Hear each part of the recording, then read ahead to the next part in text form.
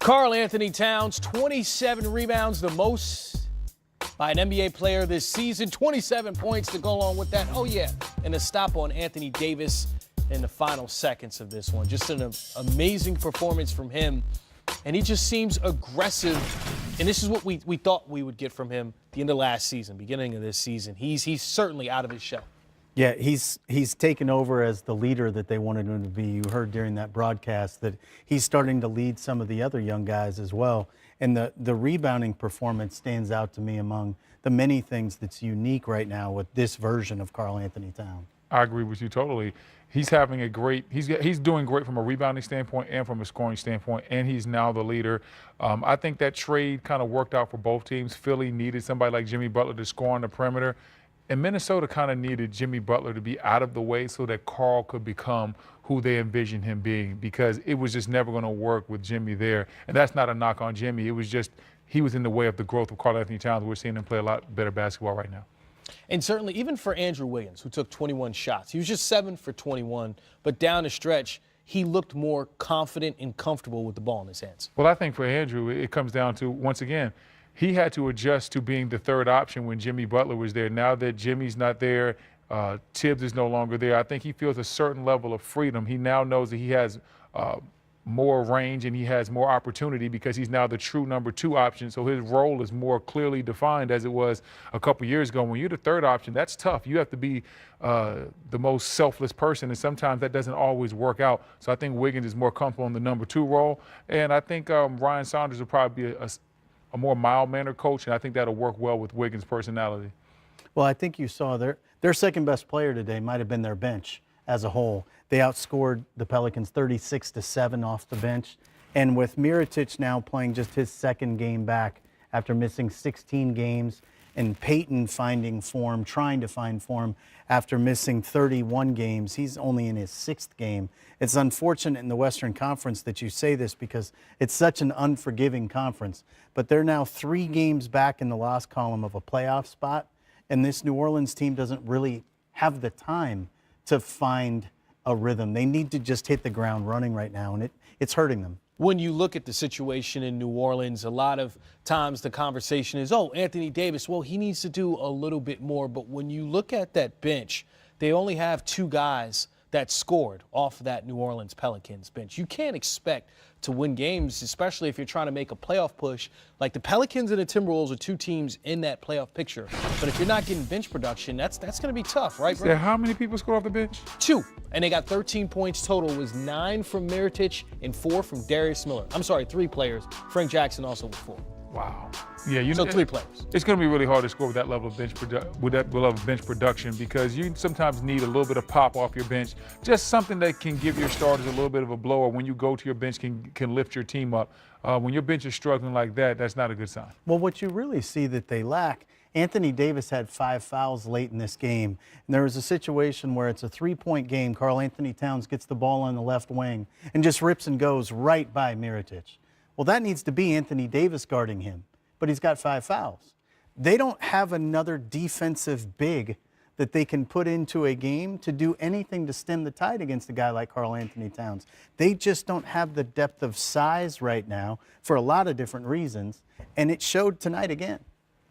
Yeah, that's certainly an issue that New Orleans clearly has. And then flipping back over to Minnesota and looking where they're headed, Ryan Saunders now 2-1 as the head coach there. That's a situation where this time last week it was like, okay, they made a change. It seems as if this team, win or lose, they're headed in the right direction as far as where their mindset is. Well, I think sometimes it's about, is everybody on the same page? And fair or foul, I don't think a lot of the younger players were on the same page with Coach Tibbs. And so if you realize that and your management going forward, then you have to get somebody in there that relates to those younger guys, can convey the message that you want conveyed from upper management standpoint, and then we can move forward with that plan. And I think Ryan Saunders fits that mold. And you can tell they're buying into it.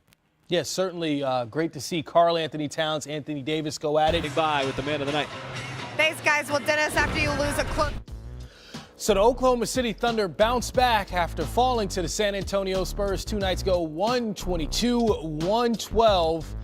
And Dennis Schroeder, what you don't see there, the 4 steals and the big plays he made down the stretch, Brendan, for OKC, he was incredible. Schroeder, Abdul Nader, they were both incredible off the bench. They came in with incredible energy, and Schroeder, especially in the second half, end of the third, beginning of the fourth, to the middle of the fourth quarter, he really brought some energy. He was the spark. He was the reason why the OKC Thunder were able to win this game tonight.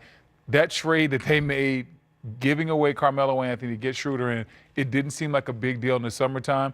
This is probably going to be one of those deals that we look back, if OKC makes a run, it's going to be because of the play of guys like Schroeder and what they were able to do. Well, it seemed big from a financial standpoint. Yeah. It was a $70 million proposition. Oof. And at the time, everybody talked about it as though it was a cash savings deal. And I think you've seen now that Sam Presti and his staff had a really good understanding what Dennis Schroeder could bring to this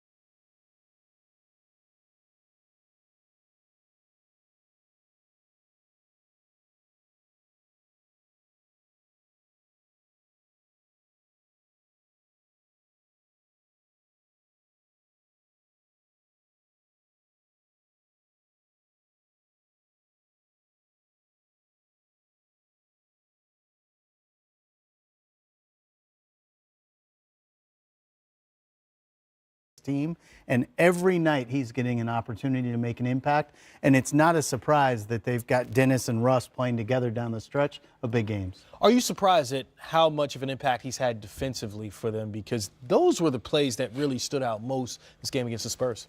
I'm not surprised because he had the talent. It's not what he was doing before.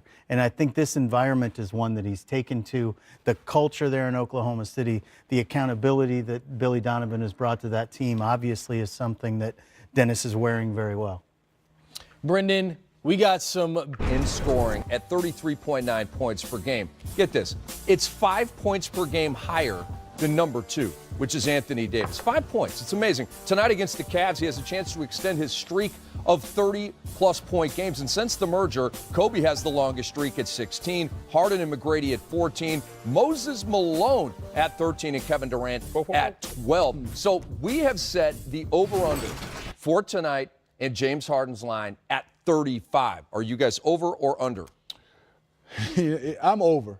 But, I'm hesitant because he might. Why are you hesitant? Because the game might be get out of hand against the Cavs. And he won't get a chance to play as many minutes. But if I'm, I won't say betting man. If I'm picking, I'm saying James Harden will have more than 35. But I'm a little worried that he can get going early. I'm not worried. I think he's going to have the over. And then I understand it's the Cavaliers, but the Cavaliers sometimes can jump up and shock you. And then you know how it is, Smitty. Sometimes in January, the dog days of the NBA, you start looking around and looking at your opponent, and you start looking at who you're playing instead of how you should be playing. You start looking at the name on the front of their jersey instead of taking care of your own business, and you relax a little bit. So if you relax, you still think he's getting 35? I don't think he can't relax. I'm talking about the rest of his teammates. James has to go for 30, 35, 40 every night just for them to have a chance. And so I think James is going to come out and do what he does. He has such high usage, he can never really relax.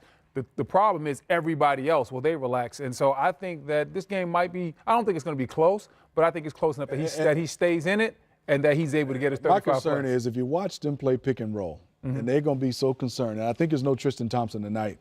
So now he might have 25 points in the first half and not really get a chance to play that many minutes in the second half.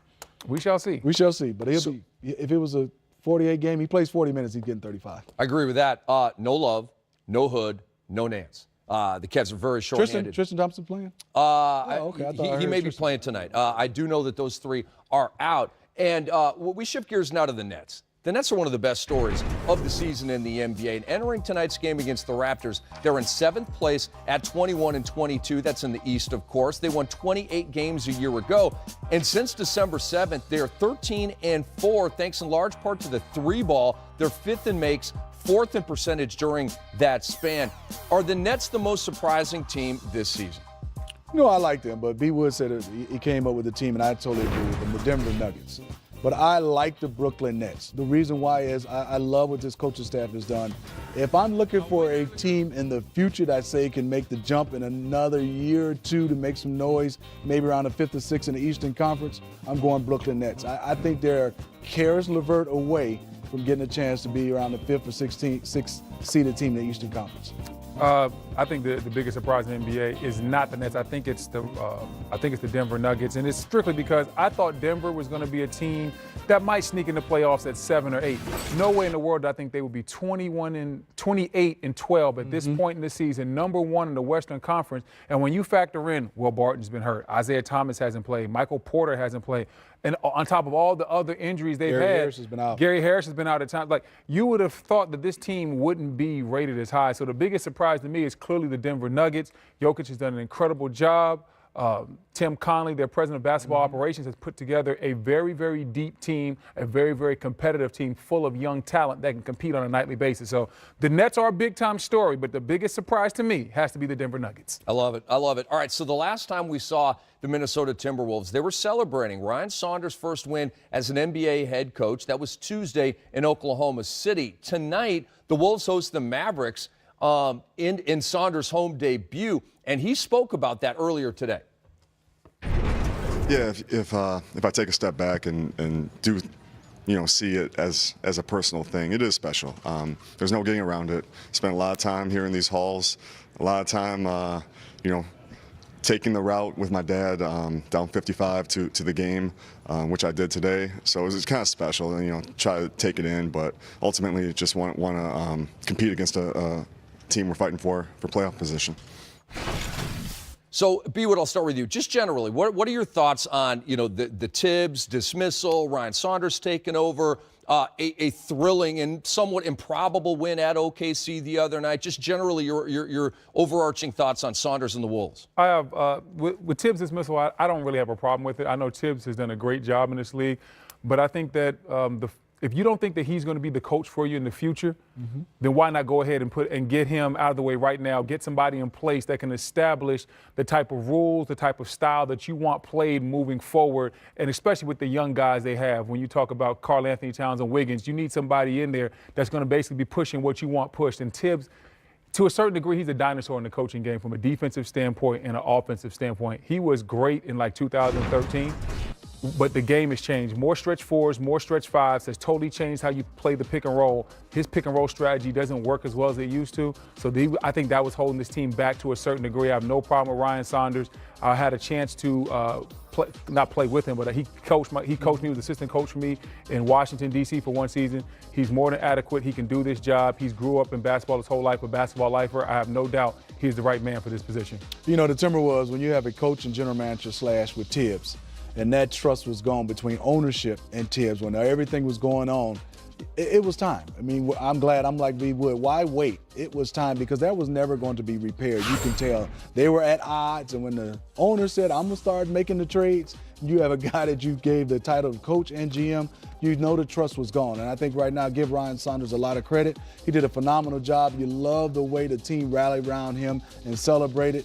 Look, let's see. They played well that first game. The one thing I love about it, they attacked more than I ever saw. Got to the line 40 times. That was on their second time. I liked the way they had the offense going, and I liked this substitution pattern. Anytime you see a new coach, you start to zero in on everything and breaking down. In that first game, I know it was just one. He did a good job. Well, they're going to get a shot in the arm tonight because Derrick Rose is going to come back. You saw him warming up. He's missed the past 6 games with an ankle injury. He will come back for the Wolves tonight. He is right there, in my opinion, with Lou Williams for 6th Man of the Year. He's just been one of the great stories individually in the league. Can't wait for that ball game. It's Dallas at Minnesota, and we're just getting started on Game Time Live, presented by State Farm. Coming up, it's Smitty's Top 5 Plays. Under the rim, here we go. Watch this. A jab got him. Oh my goodness. Down he goes. Was that UNC legend Justin Jackson? I didn't want to say it. I might have to take his legend status back.